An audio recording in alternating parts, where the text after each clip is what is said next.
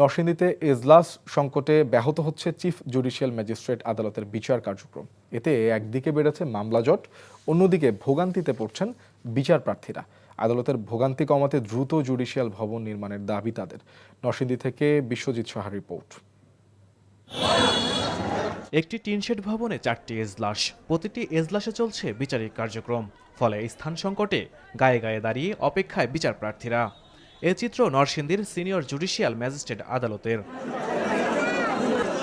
এজলাস সংকটে আইনজীবী ও বিচার প্রার্থীদের গাদাগাদি আর হট্টগোলের মধ্যেই চলছে বিচারিক কাজ। ফলে ব্যাহত হচ্ছে বিচার কার্যক্রম, ভোগান্তির শিকার হচ্ছেন অনেকে।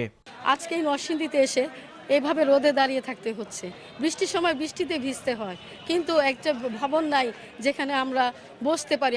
বড় একটা স্পেস করে দিলে আমাদের এখানে যে সবার জন্য দাঁড়ানোর জন্য সুবিধা হবে এবং মানুষ এসে ভালোভাবে হাজিরা দিতে পারবে। আমাদের প্রত্যেকের জন্য সেপারেট এজলাস নাই, এই জন্য উঠতে পারতেছে না। এই জন্য যারা বিচার প্রার্থী তারা এসেও ঘন্টার পর ঘন্টা দাঁড়ায় থাকতে হইতেছে। একটা টোটাল আপডেট বিল্ডিং, এই ডিসি অফিস এবং জজ কোর্ট টোটালি একটা এক ছাদের নিচে নিয়ে আসা উচিত। ভবন ও অফিস কক্ষ পর্যাপ্ত না থাকায় বিপাকে পড়তে হচ্ছে আইনজীবী সহ সংশ্লিষ্ট কর্মকর্তা কর্মচারীদের। তো আমাদের এজলাস হলো 4টা, তা 3 সিটের মধ্যে স্বল্প জায়গার মধ্যে 4টা এজলাস। 4টা এজলাসের মধ্যে দেখা যায় যে আমরা ঢুকতে অনেক হিমশিম খাইতে হয়। মামলা ডাকলে বিচার প্রার্থীরা মামলা হাজিরা দিতে পারে না। তারপরে মহিলা আইনজীবীদের চরম দুর্ভোগ। জনদুর্ভোগ কমাতে শত কোটি টাকা ব্যয়ে 10 তলা আধুনিক ভবন নির্মাণের আশ্বাস এই কর্মকর্তার। ডিসি অফিস এবং জেলা জজ কোর্টের পাশে একটি মাঠ আছে, খোলা জায়গা, সেখানে একটি সম্ভাব্য জায়গা নির্বাচন করা হয়েছে।